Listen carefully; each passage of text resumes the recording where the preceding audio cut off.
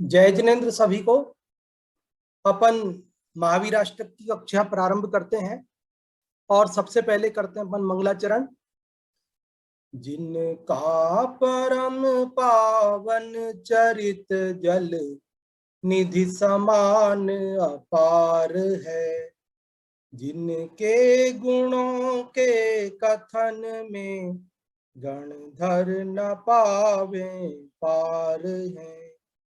बस वीतराग विज्ञान ही जिनके कथन का सार है, उन सर्वदर्शी सन्मति को वंदना शत बार है, वंदना शत बार है।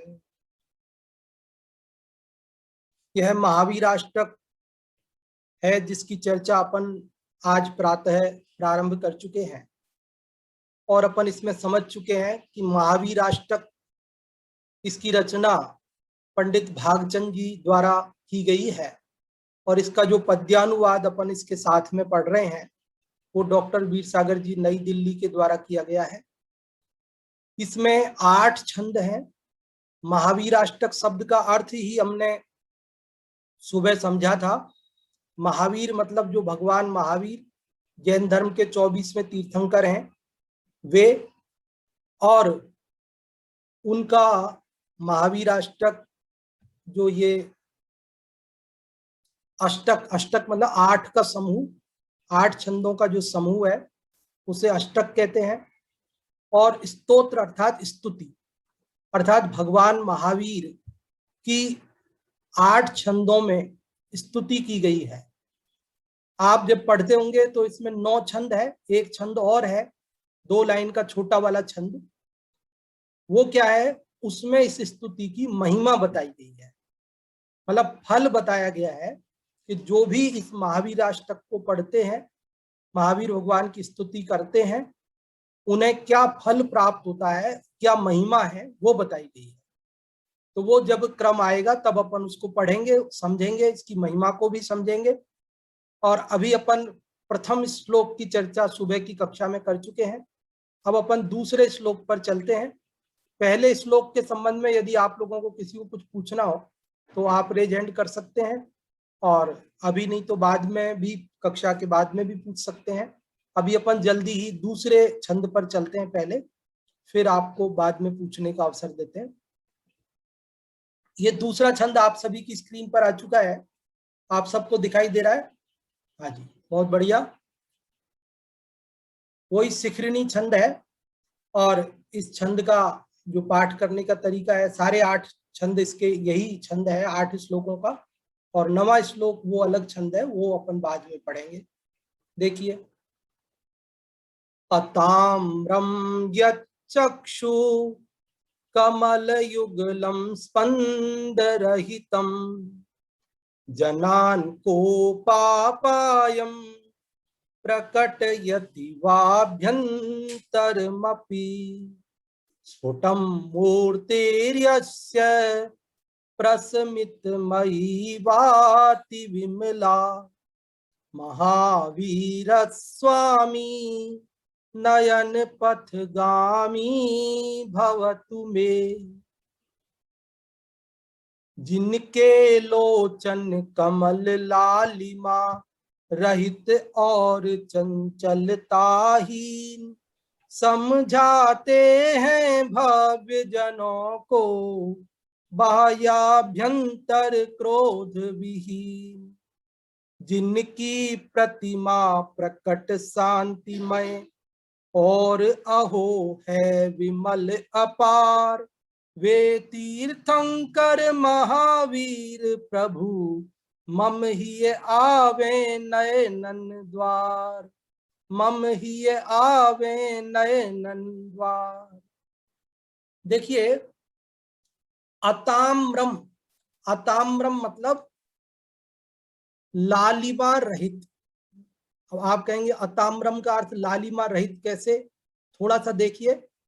अ मतलब नहीं, अपन कोई भी शब्द को विलोम शब्द बनाने के लिए अ लगा देते हैं ना, अन लगा देते हैं, तो यह अ मतलब विलोम बनाने के लिए लगाया है। और ताम्रम, ताम्र मतलब तांबा होता है, तांबे के बर्तन देखे आपने, अभी भी वापस चल गए तांबे के बर्तन, पहले पीतल तांबे के बर्तन चलते थे, अभी वापस तांबा काम में लेने लगे लोग। तो तांबे के बर्तन देखे आपने, लाल रंग के होते हैं, तो ताम्र मतलब लाल, और अताम्र मतलब लालिमा रहित, लाल नहीं।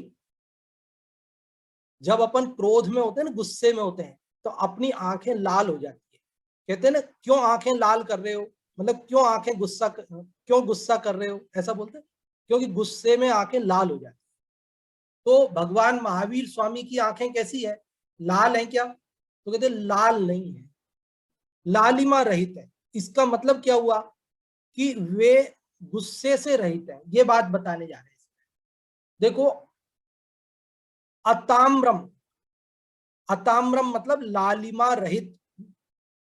यत चक्षु, यत चक्षु है ना, संधि विच्छेद करें, यत चक्षु मतलब जिनके नेत्र, चक्षु मतलब नेत्र, यत मतलब जिनके, जिनके नेत्र कमल युगलम, कमल के जोड़े के समान है। कैसे है, कमल के जोड़े, नेत्रों को कमल की उपमा दी जाती है, सुंदर नेत्र होते हैं तो उन्हें कमल की उपमा दी जाती है। तो भगवान महावीर स्वामी के जो नेत्र हैं वो कैसे हैं, कमल के समान, युगल, युगल मतलब जोड़ा, युगल का मतलब जोड़ा, क्योंकि आंखें दो होती है ना, जोड़ा होता है। इसलिए यहां कहा कि हे महावीर भगवान, आपके नेत्र कैसे हैं, तो कहते हैं कि जिनके नेत्र रूपी कमल युगल, कमल का नेत्र कमल रूपी जोड़ा, अताम्रम कैसा है, लालिमा रहित है, और कैसा है, स्पंद रहितम, स्पंदन मतलब हिलना चलना, स्पंदन मतलब हिलना। जब अपन, अपनी आंखें क्या है, झपकती है, बार बार पलक झपकती है, स्पंदन होता है, कभी अपन इधर देखते हैं, कभी इधर देखते हैं, कभी ऊपर देखते हैं, नीचे देखते हैं, कभी बंद कर लेते हैं, और बार बार पलकें झपकती है। लेकिन महावीर स्वामी की पलकें कैसी है, तो कहते हैं झपकती नहीं है, स्पंदन रहित है, स्थिर है, एक जैसी है। तो पहली पंक्ति का अर्थ समझ में आ गया कि जिनके नेत्र रूपी कमल युगल लालिमा रहित और स्पंदन रहित अर्थात चंचलता से रहित हैं, वे क्या बताते जगत को, तो बताते जनान, लोगों को, संसार के जीवों को, भव्य जीवों को, कोपापायम, कोप मतलब क्रोध, और अपाय, कोपापायम है ना, इसका संधि विच्छेद करेंगे तो कोप धन अपाय, कोप मतलब क्रोध और अपाय मतलब रहित, क्रोध के रहित पने को, क्रोध के अभाव को प्रकटयति, प्रकट करते हैं, दिखाते हैं, बताते हैं। वाति विमल, वाभ्यंतरम अपि, वा मतलब अथवा अभ्यंतरम अपि, अभ्यंतर मतलब अंतरंग, अंतरंग को भी, मतलब उनके अंतरंग को भी दिखाते हैं, मतलब उनके अंदर भी गुस्सा नहीं है और बाहर भी गुस्सा नहीं है, ये बात बताते हैं। जब हम गुस्से में होते हैं तो हमारे नेत्र लाल हो जाते हैं, उससे हमें ये बात पता चलती है कि लोगों को देखकर पता चलती है कि हमारे अंदर क्रोध है, बहुत गुस्सा है। और यहाँ भगवान महावीर स्वामी के जो नेत्र हैं वो कैसे हैं कि लालिमा से रहित हैं और स्पंदन हलन चलन से भी रहित हैं। उससे ये पता चलता है कि महावीर स्वामी के अंतरंग में भी क्रोध नहीं है, उनका अंतरंग भी क्रोध से रहित है। यहां एक बात आप ध्यान दे सकते हैं, क्रोध मतलब सारे विकार, ऐसा नहीं केवल क्रोध, क्रोध मतलब क्रोध, मान, माया, लोभ, क्रोधादि समझो, क्रोध मतलब क्रोधादि, क्या चला गया, क्रोधादि, क्रोधादि मतलब क्रोध, मान, माया, लोभ, हास्य, रति, अरति, शोक, भय, जुगुप्सा, स्त्रीवेद, पुरुषवेद, नपुंसक वेद, जिनको हम संक्षेप में राग द्वेष भी कहते हैं, तो उनके क्रोध रहित पने को बताते हैं, मतलब उनके विकार रहित पने को बताते हैं। एक शब्द में कहना चाहें तो हम उनके वीतरागी पने को बताते हैं। मतलब उनके नेत्र जो लालिमा रहित और चंचलता रहित हैं, मानो वे जगत को ये बात बताते हैं कि ये महावीर स्वामी वीतरागी है, इनके अंदर राग द्वेष नहीं है, क्रोध मान माया आदि विकार नहीं है, कसाएं नहीं है, पाप भाव नहीं है। देखिए पहला छंद जो सुबह हमने पढ़ा था उसमें भगवान महावीर स्वामी के दो गुणों को विशेष रूप से बताया था, एक तो उनकी सर्वज्ञता और एक उनका हितोपदेशीपन। और अभी जो हम ये दूसरा श्लोक पढ़ रहे हैं इसमें उनके तीसरे गुण को विशेष रूप से बताया है, वीतरागता। वहां बताया था कि उनके ज्ञान में दर्पण की तरह सारा लोकालोक झलकता है, अर्थात वे सर्वज्ञ हैं। और साथ ही वहां ये बताया था कि उनके माध्यम से सूर्य की तरह मुक्ति का मार्ग प्रकट होता है, दिखाई देता है जगत के जीवों को, अर्थात वे हितोपदेशी हैं, मोक्ष मार्ग का, जगत के हित का, कल्याण का मार्ग बताते, संसार से छूटने का उपाय उनके माध्यम से लोगों को मिलता है। और इस दूसरे श्लोक में उनकी वीतरागता को बता रहे हैं कि उन्हें किसी से कोई राग नहीं है, किसी से कोई द्वेष नहीं है। तो आपको ये दो पंक्तियां समझ में आ गई होंगी। तीसरी पंक्ति देखते हैं, स्फुटम मूर्तिर यस्य। अब जो शुरुआत की दो पंक्तियों में उन्होंने बात कही थी वही बात एक तरह से तीसरी पंक्ति में कह रहे हैं। शुरू की दो पंक्तियों में जो बात कही है वो नास्ति से कही और अब उसे अस्ति से बात करते, मतलब उसमें नेगेटिवली बात करी उन्होंने कि उनके क्रोध नहीं है, और अब तीसरी लाइन में ये कह रहे हैं वो शांत है। बस जो क्रोध नहीं है कहो या शांत है कहो, बात एक ही है। तो शुरू की दो पंक्ति में उन्होंने ये कहा कि उनको क्रोध नहीं है और तीसरी पंक्ति में बता रहे वो शांत है। कैसे है? स्फुटम मूर्ति यस्य प्रस्मितमयी वाति विमला। मूर्ति यस्य, ये पहले समझो, स्फुटम को अपन बाद में लेंगे। मूर्ति यस्य, यस्य मतलब जिनकी मूर्ति, जिनकी मूर्ति, जिनका आकार, जिनका स्वरूप, स्फुटम प्रस्मितमयी।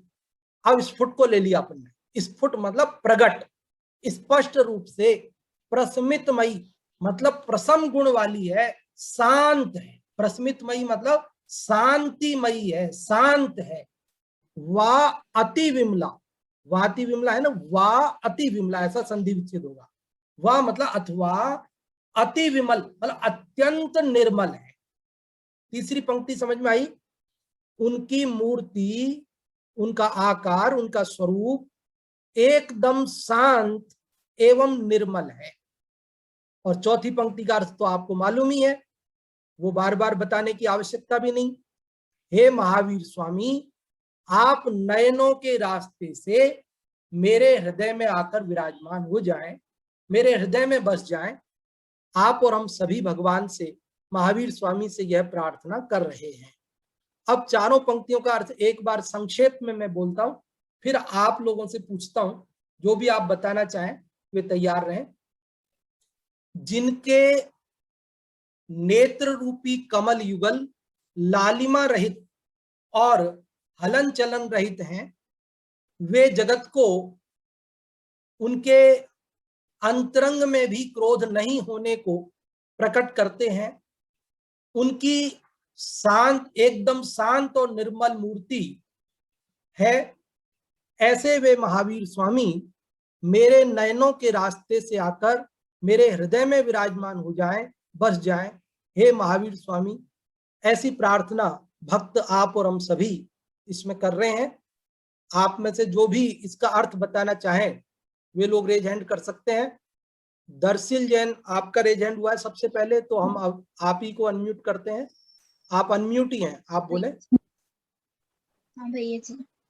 पहली लाइन का अर्थ है महावीर स्वामी के नैन कमल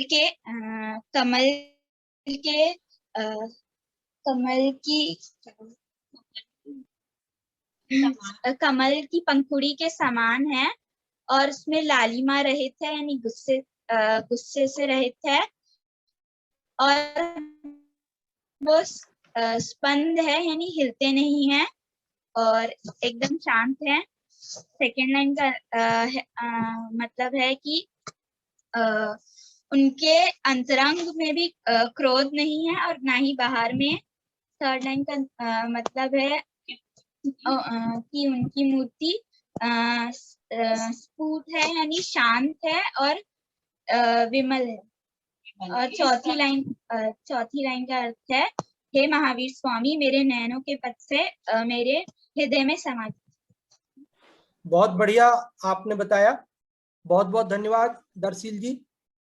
अब इस जब आप संस्कृत वाले का समझ चुके हैं, आप बता सकते रहे हैं, इसका मतलब हिंदी वाले का भी आप बता सकते हैं। यदि हिंदी का, यद्यपि मैंने नहीं बताया आपको अर्थ, यदि आप में से कोई डायरेक्ट ही बताना चाहें हिंदी वाले का तो आप रेज हैंड कर सकते हैं, और नहीं तो मैं आपको बताऊं हिंदी वाले का। नहीं तो हिंदी वाला तो आपको समझ में आ ही गया होगा, क्योंकि जो संस्कृत का है वही हिंदी का अर्थ है। बहुत बढ़िया, अनेक लोगों ने हिंदी वाले का बताने के लिए, अर्थ बताने के लिए रेज हैंड कर दिए हैं। तो अभी हम अवसर दे रहे हैं सबसे पहले आशा जी आपको। आशा जी आप बताएं। जिनके लोचन कमल लालिमा रहित और चंचलता है, जिनकी आंखें कमल के जोड़ों के दोनों आंखें मतलब जैसे कमल की जोड़े के समान लालिमा रहित, उससे से लालिमा नहीं है जिसमें, और चंचलता हीन है, मतलब वो चंचलता भी नहीं दिखती है, बंद रहित है। समझाते हैं भव्य जनों को बाह्याभ्यंतर क्रोध विहीन। भव्य जनों को अभ्यंतर क्रोध तो उनमें है ही नहीं, लेकिन बाह्य क्रोध भी वो नहीं है, ऐसा समझाते हैं। जिनकी प्रतिमा प्रकट शांतिमय और अहो है विमल अपार, जिनकी मूर्ति में ही शांति झलक रही है और विमलता भी अपार झलक रही है। वैसे वे तीर्थंकर महावीर प्रभु मेरे अपने नयन कमल के द्वार से मेरे हृदय में विराजमान हो। हाँ जी, बहुत अच्छा आपने बताया, बहुत बहुत धन्यवाद आपके लिए आशा जी। और अभी आदिश जी जैन कोटा, उन्होंने चैट बॉक्स में लिखा है कि भाई इसकी पीडीएफ भेज देवें। तो दरअसल इसकी पीडीएफ अभी रेडीमेड है नहीं, और ये पीपीटी जो एक एक करके हम बना रहे हैं, तो जैसे जैसे तैयार होती रहेंगी वैसे वैसे हम आपको ग्रुप पर भेजते रहेंगे और आप इसका लाभ लेते रहें। और ये कक्षा अपनी यूट्यूब पर भी रिकॉर्डिंग बाद में उपलब्ध हो जाती है। आप चाहें तो बाद में उस पर भी आप सुन सकते हैं। कोई की अगर कुछ छूट जाए और दोबारा सुनना चाहें तो मेरे नाम से खेमचंद जैन आप यूट्यूब पे लिखेंगे तो मेरा चैनल आ जाएगा और वहां आप सुन सकेंगे। हाँ जी, अभी आपको इसका पाठ करने के लिए भी हम आमंत्रित करते हैं। जो भी आप पाठ करना के देखना चाहें, इसका लय वगैरह आपको ठीक से आ रही है कि नहीं आ रही है, शुद्ध उच्चारण कर पा रहे हैं कि नहीं कर पा रहे हैं, वो आप देखने के लिए रेज हैंड कर सकते हैं। और जिन लोगों ने रेज हैंड किया उनमें से हम अभी अनुभूति जी आपको अनम्यूट कर रहे हैं। अनुभूति जी आप पढ़ें। हेलो।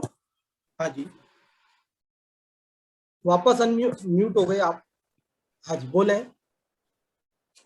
अर्थ कर दे पंडित जी। अर्थ कर दीजिए, कोई बात नहीं, अर्थ कर दीजिए। कुछ छंद ले नहीं आ रही इसकी अच्छे से। लय नहीं आ रही है, कोई बात नहीं, अभी लय बताते हैं। अभी पहले एक बार ऋचा जी को हम अनम्यूट कर रहे हैं, वो पढ़ के बताएंगे, आप लय सुनिए, और कोई कमी रहेगी तो फिर हम पढ़ते। हाँ ऋचा जी आप पढ़ें। ऋचा उदित जी जैन। ताम्रं यचक्षु कमलयुगलं स्पन्दरहितं जनान् को पापायं प्रकटयति वाभ्यन्तरमपि मूर्तिर्यस्प्रस्मितमयी वाति विमला महावीर स्वामी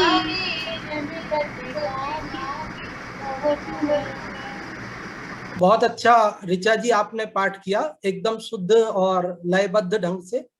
बहुत बहुत धन्यवाद आपके लिए। और अनुभूति जी आप को अनम्यूट किया है, आप अनम्यूट हो जाएं और बताएं आपको लय पकड़ में आई कि नहीं, आपको बोलने में कोई दिक्कत तो नहीं आ रही है?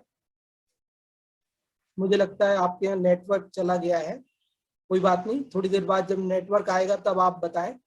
हाँ जी, अभी और आदिश जी जैन कोटा, आपको अनम्यूट किया है, आप कुछ पूछना चाहते हैं, बताना चाहते हैं या पाठ करना? कोकिला जी गांधी, आपका रेज हैंड अनेक लोगों के है, आपको अनम्यूट कर रहे हैं पहले। कोकिला जी गांधी,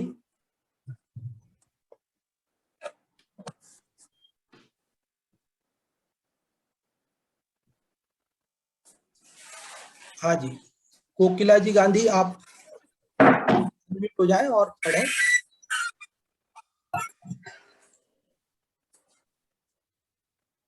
कोकिला जी गांधी, यदि आपको हमारी आवाज आ रही हो और आप अनम्यूट हो जाएं और पढ़ें, या कुछ पूछना चाहते हैं तो भी कोई दिक्कत नहीं।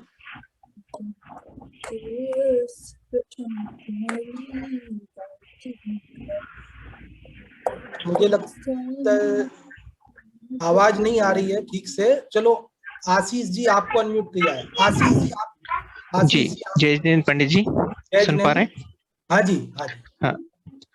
जिनके लोचन कमल लालिमा रहते और चंचलताहीन, समझाते हैं भव्य जनों को भाव्यंतर क्रोध विहीन। जिनकी प्रतिमा प्रगट शांत में और अहो है विमल अपार, वे तीर्थंकर महावीर प्रभु मम ही आवे नैनन द्वार। आज बहुत बढ़िया आपने पाठ किया आशीष जी, बहुत बहुत धन्यवाद आपके लिए, आपने शुद्ध और लयबद्ध ढंग से उच्चारण किया। और हाँ जी, अभी हम एक प्रक्षाल जी जैन के नाम से आईडी है, प्रक्षाल जी जैन आपको अनम्यूट किया है, आप कुछ पूछना चाहते हैं या बोलना चाहते हैं, बताएं। इसमें स्फुटम का क्या अर्थ है? हाँ जी, बहुत अच्छा आपने पूछा। स्फुट का अर्थ होता है प्रगट, स्पष्ट, क्लियरली, मतलब उनकी जो मूर्ति है वह क्लियर रूप से, बिल्कुल प्रगट रूप से, स्पष्ट रूप से शांत है, मतलब रंच मात्र भी वहां क्रोध का नामो निशान नहीं है, किसी भी तरह के विकार का नामो निशान नहीं है। उनकी मूर्ति को देखकर कहीं से भी क्रोध हमें नजर नहीं आता, आंखों से ही नहीं, हाथ से, हाथ में गुस्से में अपन हाथ ऊपर कर लेते हैं, तो ऐसा भी उनका नहीं है। कहीं अभिमान के कारण अकड़ होती है, तो ऐसी अकड़ भी नहीं है। मतलब कहीं छल करने के लिए नेत्रों नेत्रों में चंचलता होती है, वैसा नहीं है। कोई भी लोभ की दृष्टि से, लालची दृष्टि से कहीं देख रहे हो, ऐसा नहीं है। कहीं हास्य हो, कहीं किसी भी तरह का विकार नहीं है। और इसको बात को बताने के लिए उन्होंने कहा स्फुटम, स्फुट मतलब प्रगट, स्पष्ट, क्लियर, एकदम। हाँ जी, आपको समझ में आया आपके प्रश्न का उत्तर? हाँ जी, समाधान। हाँ, बहुत बढ़िया आपने पूछा। चंदा जी आपको अनम्यूट करते हैं, आप पूछते हैं चंदा जी।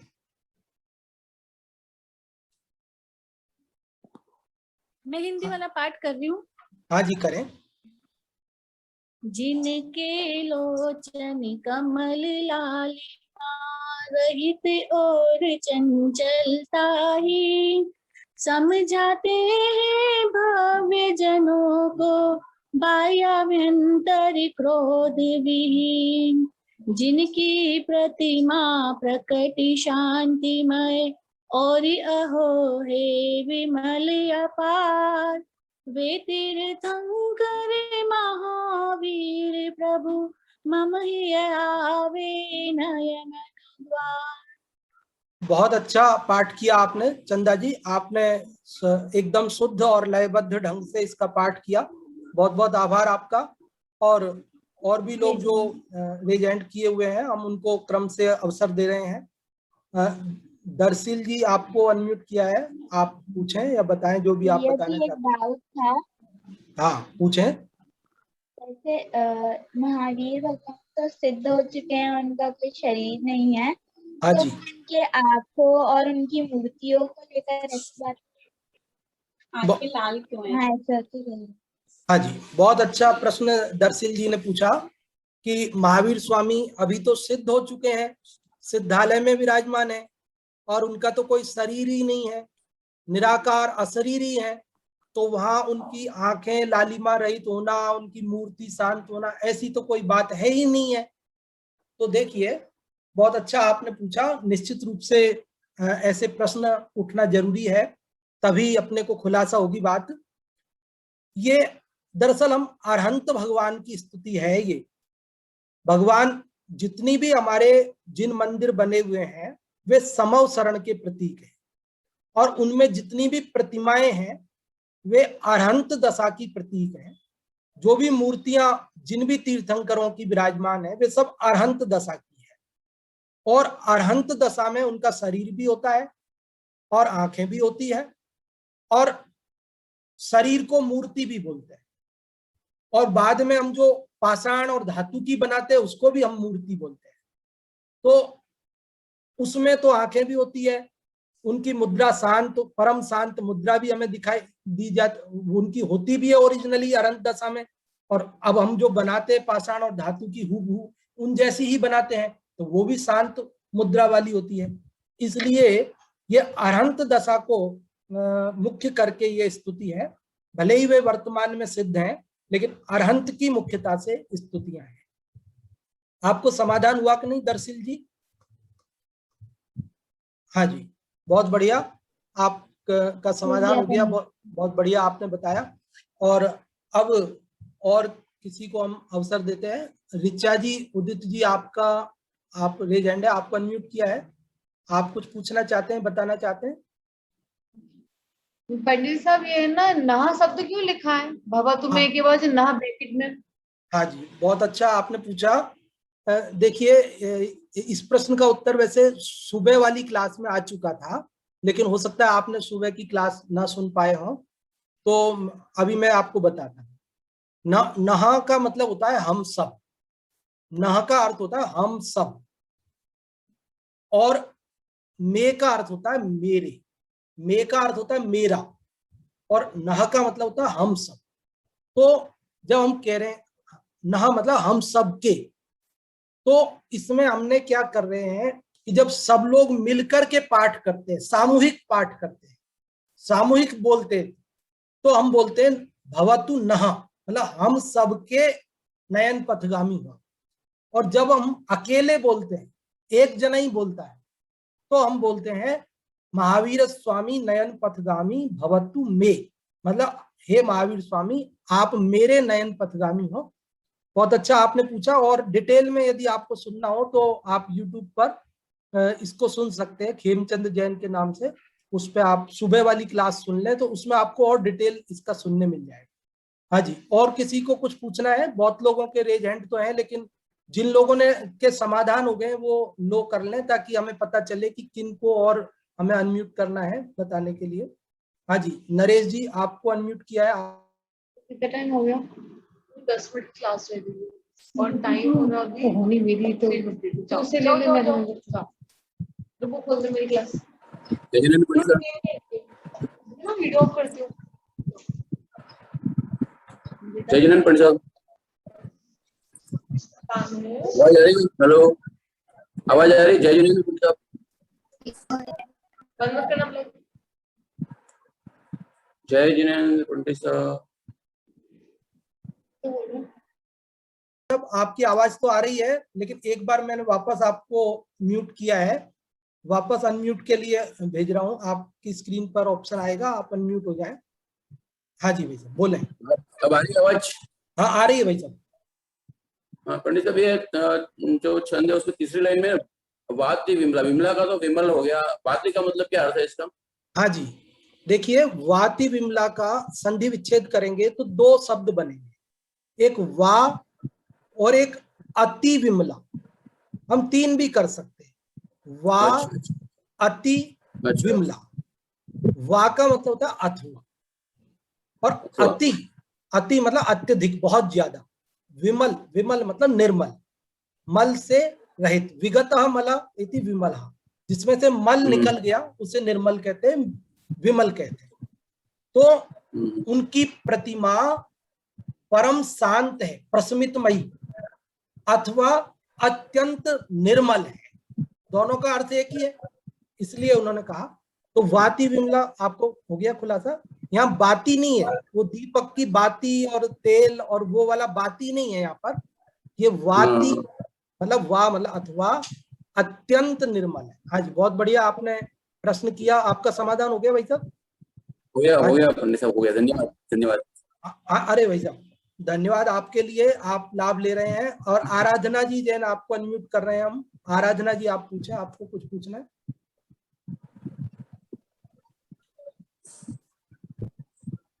हाँ जी, आराधना जी जैन कानपुर, आपको अनम्यूट किया है, बोले।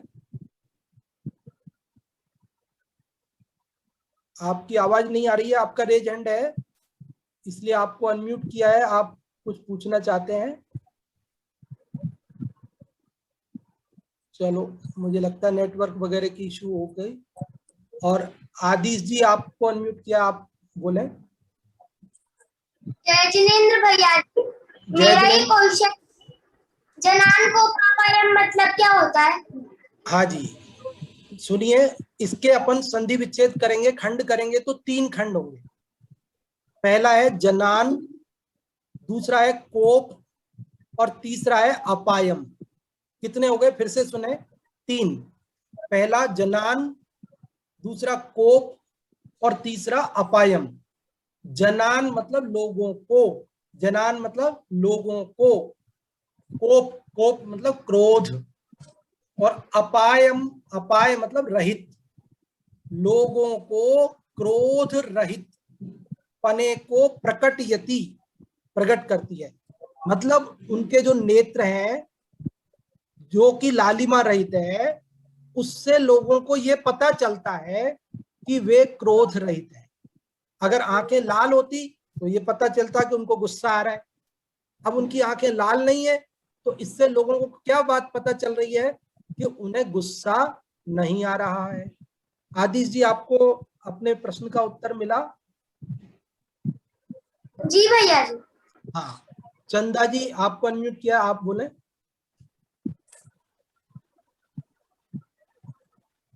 हाँ जी, चंदा जी आपको अनम्यूट किया है, आप अनम्यूट हो जाएं और कुछ पूछना चाहते हैं तो पूछ ले, में आपका रेज हैंड है।